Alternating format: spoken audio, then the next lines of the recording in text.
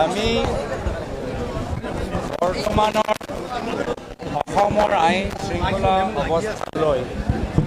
যথেষ্ট চিন্তিত যিহেতু বৰ্তমানৰ গৃহ বিভাগৰ ওপৰত আৰক্ষীৰ ওপৰত মুখ্যমন্ত্ৰী ইমান হেঁচা যে তেওঁলোকে নিজৰ কামখিনি কৰিব পৰা নাই আৰু আমি দেখিছোঁ যে অনন্য ৰাজ্যত বিধানসভা নিৰ্বাচনৰ পূৰ্বে বাহিৰৰ ৰাজ্যৰ RSSৰ মানুহ গাঁৱে ভূঞে সোমাই তেওঁলোকৰ মানুহৰ মাজত সংঘাত সৃষ্টি কৰিবলৈ চেষ্টা কৰে মানুহৰ মাজত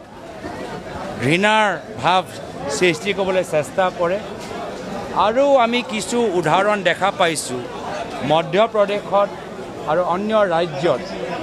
বিশেষকৈ বিজেপি শাসিত ৰাজ্যত য'ত ধৰ্মীয় অনুষ্ঠানৰ পৰিস্থিতি প্ৰদূষিত কোনোবা ক্ৰিমিনেল মাইণ্ডেড মানুহবোৰ কৰে পুলিচে তদন্ত কৰে পুলিচে ধৰে আকৌ মানুহ ওলাই বিজেপিৰ সদস্য মানুহ ওলাই RSSৰ সদস্য আৰু এইটো একো নতুন কথা নহয় এইটো আমাৰ দিনতো কংগ্ৰেছৰ চৰকাৰ আছিল তেতিয়াও আমি এনেকুৱা IB ইণ্টেলিজেন্সৰ ৰিপৰ্ট আমি পাইছিলোঁ তো সেইকাৰণে আমি অসম আৰক্ষীক অনুৰোধ জনাইছোঁ যে বাহিৰৰ পৰা যিমানবোৰ RSSৰ মানুহবোৰ আহিছে বিভিন্ন গাঁৱৰ ভিতৰত সোমাইছে প্ৰত্যেকগৰাকী থানাৰ ভিতৰত গৈ তেওঁলোকৰ নাম ৰেজিষ্টাৰ কৰিব লাগে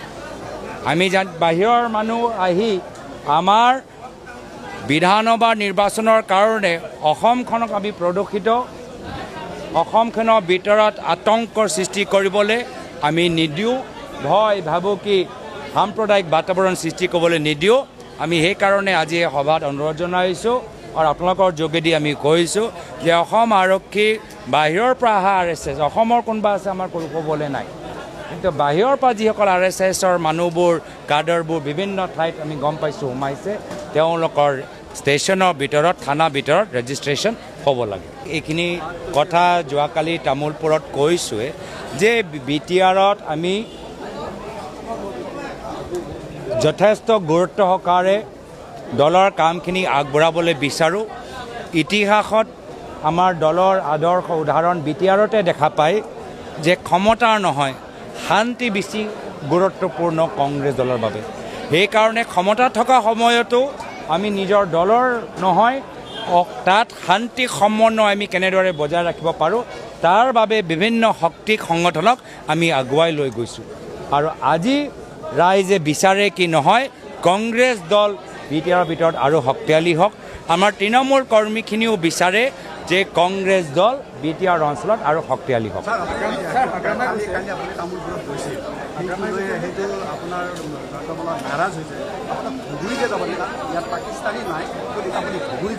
এতিয়া তেওঁলোকেতো নাৰাজ হ'বই তেওঁলোকৰ উদ্দেশ্য আছিল যে বিভিন্ন পদ্ধতিৰে মই অসমৰ ৰাজনীতিৰ পৰা আঁতৰত থাকোঁ দিল্লীত ব্যস্ত হৈ থাকোঁ কিন্তু এতিয়া তেওঁলোকে যি ধৰণে ৰাজনীতি কৰিলে এতিয়া দিল্লীত নহয় মই অসমৰ ৰাজনীতিত আৰু সক্ৰিয় হৈছোঁ আৰু সক্ৰিয় হৈ যাম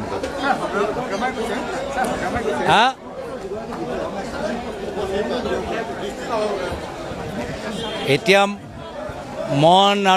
মন যেতিয়া ক'ৰবাত বেলেগ থাকিলে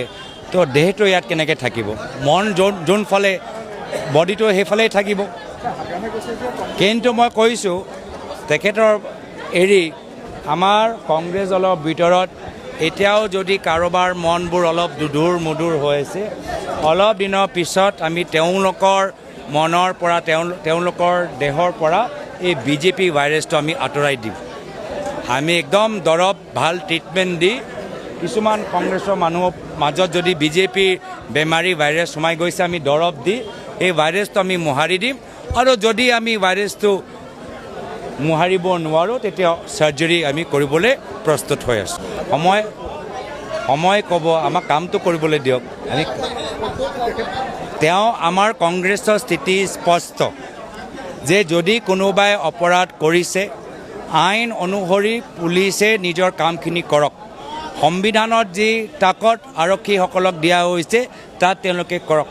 কোনো অসমীয়া প্ৰকৃত নাগৰিক অসমৰ ভিতৰত অবৈধ কাম নকৰে বা অপৰাধ নকৰে। আৰু চকী বহি থকা আৰক্ষীসকলো বা চৰকাৰী বিষয়াসকলো সংবিধানৰ মৰ্মে আইন শৃংখলা মৰ্মে তেওঁলোকক কাম কৰিবলৈ আমি অনুৰোধ জনাইছোঁ। যি নহ'লে বাৰম্বাৰ গুৱাহাটী হাইকোৰ্ট আৰু সুপ্ৰিম কোৰ্টৰ পৰা ৰায় তেওঁলোকে দিছে, য'ত অসম আৰক্ষী ৰাজনৈতিকভাৱে কাম কৰাৰ বাবে ইলিগেল কাম কৰাৰ বাবে অসম আৰক্ষীক ধৰিছে। আমি তেনেকুৱা পৰিস্থিতি নিবিচাৰোঁ।